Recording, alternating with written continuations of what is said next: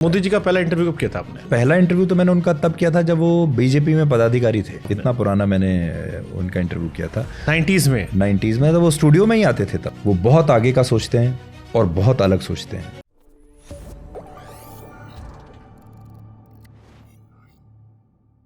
मोदी जी का पहला इंटरव्यू कब किया था आपने? उनका पहला इंटरव्यू तो मैंने उनका तब किया था जब वो बीजेपी में पदाधिकारी थे। उतना पुराना किया था आपने? इतना पुराना मैंने उनका इंटरव्यू किया था 90s में। 90s में तो वो स्टूडियो में ही आते थे तब। तो मुझे अभी भी याद है, मैं आपको कभी दिखा दूंगा, वो क्लिप्स मेरे पास अभी भी हैं जिसमें वो स्टूडियो में हैं, मेरे ही साथ बैठे हैं। और जब वो बीजेपी के प्रवक्ता होते थे, पदाधिकारी होते थे, तो वो स्टूडियो में आते थे और बहुत अच्छी तरीके से अपनी बात कहते थे। फिर जब वो मुख्यमंत्री बने तब मैंने उनका इंटरव्यू किया, जब जैसे ही बने थे। फिर जब गुजरात दंगे हुए उस दौरान भी मैंने उनका एक इंटरव्यू किया था। और उसके बाद जब वो प्रधानमंत्री बने उसके बाद तो कई बार मैंने इंटरव्यू किया है। तो क्या बदलाव देखा आपने उस व्यक्ति में जो स्टूडियो में आता था? तो उस टाइम शायद वो इन्वॉल्व होते हो कि मुझे थोड़ा स्पेस और दीजिएगा, क्योंकि मैं जानता हूँ अंदर कैसे फंक्शन होता है, दोस्ती करते हैं। फिर वो चीफ मिनिस्टर बने and now is prime minister of India. एक चीज़ मैंने नोट की हर फेज़ में, जब वो बीजेपी के पदाधिकारी थे तब भी बाकियों से आगे सोचते थे और बाकियों से अलग सोचते थे। जब मुख्यमंत्री बने तो भी बहुत आगे का सोचते थे और बाकियों से बहुत अलग सोचते थे। और जब प्रधानमंत्री भी बने तब भी मैंने ये देखा, वो बहुत आगे का सोचते हैं और बहुत अलग सोचते हैं। और उनकी जो सोच है, हमारी सोच वहाँ जा ही नहीं सकती जहाँ से वो शुरू करते हैं। ये मुझे उनकी बात अच्छी लगती है कि मतलब he has really expanded his limits. कैसे आप अपनी लिमिट को अपने बढ़ाते चले जा रहे हैं। तो जब मैं कई बार सोचने की भी कोशिश करता हूं कि इस सिचुएशन में वो क्या करेंगे, तो आप अंदाज़ा नहीं लगा सकते, क्योंकि जहां आपकी क्षमता खत्म हो जाएगी उनकी शुरुआत वहां से होती है। ये बात मुझे उनकी बहुत अच्छी लगी। प्रेशर होता है उनका इंटरव्यू लेने में? हमारे ऊपर तो बहुत होता है। वो इसलिए क्योंकि वो मतलब अपने एक होता है कि सेल्फ प्रेशर हमने लिया कि प्रधानमंत्री हैं, ज़्यादा तैयार होंगे। एक होता है जो आता है प्रेशर, वैसा प्रेशर होता है या अपना सेल्फ आपने प्रेशर लिया कि यार कितने तैयार हैं वो? नहीं, एक सेल्फ प्रेशर तो है ही, क्योंकि आप इतना बड़ा देश क्या शायद दुनिया का सबसे बड़ा इंटरव्यू करने आप जा रहे हैं, तो एक प्रेशर होगा आपके ऊपर। लेकिन दूसरा प्रेशर ये है कि वो he is not a easy person to interview, क्योंकि हर आंकड़ा उन्हें याद है।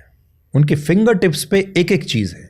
उनकी याददाश्त इतनी तगड़ी है कि अगर आप 25 साल पुरानी भी बात अगर आप करोगे तो वो शायद आपसे बेहतर उनको याद होगा और वो आपको करेक्ट कर देंगे। तो जब आप उनका इंटरव्यू करेंगे ना, आपने ज़रा भी कोई स्टेटमेंट दिया तो वो आपको करेक्ट कर सकते हैं। आपने कोई आंकड़ा दिया तो आपको करेक्ट कर सकते हैं। इसलिए आपको पूरी तैयारी के साथ उनके साथ सामने बैठना पड़ेगा कि आपका हर आंकड़ा, हर स्टेटमेंट बिल्कुल सधा हुआ हो, जिसमें आगे पीछे होने की गुंजाइश ना हो। I thought Amit Shah is the toughest person. No, he is also like that, because he responds, वो आपको मुंह पे जवाब देंगे। बिल्कुल। अमित शाह का भी ऐसा ही है। उनको भी पूरा होमवर्क उन्होंने किया हुआ है। देखिए, कुछ लोग तो ऐसे होते हैं जो होमवर्क एक्स्ट्रा करते हैं कि भाई इंटरव्यू से पहले थोड़ी तैयारी कर ली। ये ऐसे लोग हैं जो ऑलरेडी तैयार रहते हैं, 24 घंटे उसी मोड में हैं। उनको एक्स्ट्रा ना पेपर पढ़ने की ज़रूरत है, ना कोई आंकड़े देखने की ज़रूरत है, ना कोई रिसर्च मंगवाने की ज़रूरत है। They are ready. आप मतलब उनसे अभी जाके अभी इंटरव्यू कर लो, they will remember each and everything. हर आंकड़ा उनकी फिंगर टिप्स पे होगा और आपको बता देंगे कि ये ऐसे है, ये ऐसे है, ये ऐसे है। और हर फैसले के पीछे आपको ऐसा कन्विंसिंग लॉजिक भी देंगे कि आप उसका काट नहीं निकाल पाएंगे। तो अपार्ट फ्रॉम पॉलिटिक्स के लिए एक पार्ट हो गया, क्योंकि आप मोदी जी को तब से जान रहे हो, 90s से। हम नहीं जानते। मैंने उनको इवॉल्व होते हुए देखा है, उनके ड्रेसिंग सेंस बेहतर होते देखा, अपने ग्रूमिंग पर काम करते हुए देखा, अंग्रेजी सीखते हुए देखा। मैं कई बार कहता हूँ कि मुझसे बेहतर वो हिंदी बोल लेते हैं, जो पर्सनैलिटी पे काम कर रहा है जिसे हम कहते हैं, और एक एंकर के तौर पर हम ये चीज़ें नोटिस करते हैं। आपने अपार्ट फ्रॉम पॉलिटिक्स उनमें क्या ऐसा जो हम सीख सकते हैं?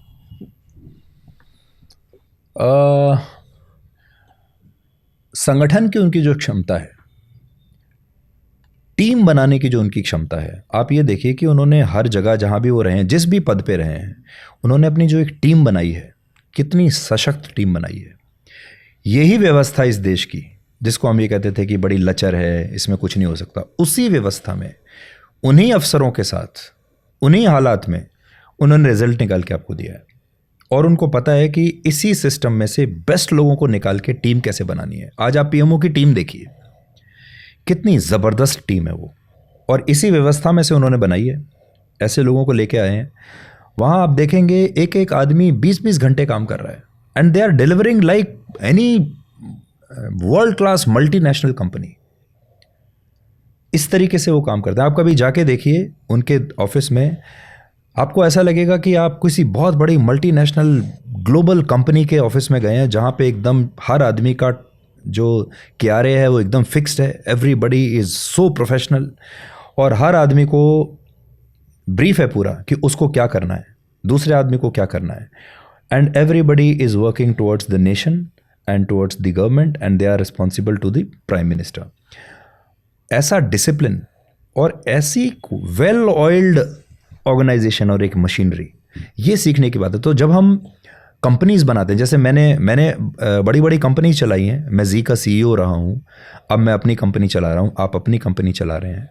ये कंपनीज, आपका मैनेजमेंट का जो हुनर है वो क्या होना चाहिए, कैसे लोगों को आप अपनी टीम में लेके आएंगे, चूज़ कैसे करेंगे कि मैं इस आदमी को लेके आऊँगा, फिर उस आदमी को ग्रूम करना, फिर उस आदमी को ये बताना कि आपका KRA ये है, आपको ये काम करना है और ऐसे परफॉर्म करना है, and then they all start performing also, you are achieving all your goals and keep them motivated all the time. आज के टाइम में आप किसी से 15-18 घंटे काम करवा के देखिए, कोई नहीं करेगा, भाग जाएंगे लोग, हमारे साथ भाग जाते हैं। बट मैंने देखा कि लोग शौक से, दिल लगा के, खुश होकर उनके साथ काम करते हैं और रिजल्ट्स ला के दे रहे हैं। ये मैंने, मतलब एक बाकी लोगों से मैंने देखा, लोग कहते हैं कि यहाँ तो हो ही नहीं सकता कुछ, भारत सरकार में तो कुछ नहीं हो सकता, सरकार ऐसे ही चलती है, हिंदुस्तान का कुछ नहीं हो सकता, ये हम सुनते हुए आ रहे हैं। बट उसी सिस्टम में काम करते हुए उन्होंने कितने अच्छे रिजल्ट्स दिए। ओके, क्योंकि एंड सेगमेंट में हम आ गए, ओपोजिशन में कोई एक नेता जिसका इंटरव्यू लेने में आपको लगा हो कि यार ये बड़ा वेल प्रिपेयर्ड था, ये अच्छी तैयारी के साथ है? देखिए, ऑपोजिशन के लोगों ने तो बहुत समय से मुझे कोई इंटरव्यू दिया ही या नहीं। कोई लगता हो कि यार ये बड़ा अच्छा है, इसका इंटरव्यू करेंगे तो मजा आएगा। तो आपको पता है ना कि ऑपोजिशन ने, इंडिया गठबंधन ने मुझे बैन किया हुआ है। उन्होंने जो लिस्ट निकाली थी जर्नलिस्ट की, उसमें मैं भी था कि इनके साथ हम कभी बात नहीं करेंगे, इनके शो में हम कभी नहीं जाएंगे। और तो अब तो मुझे लगता है कि ज़माना हो गया जब ऑपोजिशन का कोई, जैसे मैंने अखिलेश यादव जी का इंटरव्यू किया, मुझे बड़ा मजा आया, मैंने उनसे सब पूछा, जैसे मैं आप सब पूछ रहा हूँ ऐसे मैंने उनसे पूछा, वो मेरे टुवर्ड सम्मानित थे, मैं उनके टुवर्ड, और हमने बहुत सारी कंट्रोवर्शियल चीज़ें, अच्छी चीज़ें बात की, और मुझे आनंद आया कि ऐसे संवाद होना चाहिए। तो कोई ऐसा ऑपोजिशन का नेता? तो मैं आपको बताता हूँ, अभी मैंने कई साल से ऑपोजिशन के तो किसी नेता का इंटरव्यू नहीं किया, देखा आपको लगता है क्योंकि वो मुझसे बात नहीं करते, लेकिन मैं पर्सनली उनको जानता हूँ। अखिलेश यादव को पर्सनली जानता हूँ। अखिलेश यादव को मैं, जब वो मुख्यमंत्री बने थे या शायद नहीं बने थे, उससे पहले से जानता हूँ। एज अ ह्यूमन बीइंग बहुत अच्छे आदमी है, बहुत अच्छे इंसान है। मैं उनके घर कई बार गया हूँ और बहुत दोस्ताना व्यक्ति हैं, आपका पूरा सम्मान करते हैं। आज भी हम कभी भी मिलते हैं, he is a very good human being. अब पॉलिटिक्स में विचारधारा है, पॉलिटिक्स है, वो आप कोई स्टैंड लेते हैं वो अलग बात है, but otherwise as a person I really like and respect Akhilesh Yadav. Asaduddin Owaisi, मैं कभी उनको, अभी मैं एक दिन खान मार्केट में किसी कॉफ़ी शॉप में था और वो अकेले बैठ के कॉफ़ी पी रहे थे। अब कहीं वो नाराज़ ना हो जाए मुझसे। अच्छा, एक और ये सीक्रेट मैंने बता दिया, बट वो एक दिन कॉफ़ी पी रहे थे और मैं जाके खड़ा हो गया, and then we spoke for 10-15 minutes. कितने बढ़िया आदमी हैं, आप उनसे बात करके देखिए, ही सच अ नाइस मैन। मैं एक बार हैदराबाद उनके घर गया था बहुत साल पहले, उनका इंटरव्यू करने के लिए। हाँ। काफ़ी पहले की बात है। उन्होंने इतनी बढ़िया मेहमान नवाजी की मेरी, और इतने अच्छे से वो मेरे साथ पेश आए। तो इससे पहले जब मैं रिपोर्टिंग करता था, शरद पवार साहब का इंटरव्यू करता था, very nice man, very. Sharad Pawar से मैंने ये सीखा कितने डिसिप्लिन्ड है। सुबह 6 बजे से काम शुरू कर देते थे उस टाइम। मैंने 2019 इलेक्शन में पहला इंटरव्यू उनका किया था। हाँ। तो but next time please meet Owaisi ji, तो उनसे कहिएगा मुझे अनब्लॉक कर दें और मुझे एक इंटरव्यू दें। ज़रूर, मैं बोलूँगा।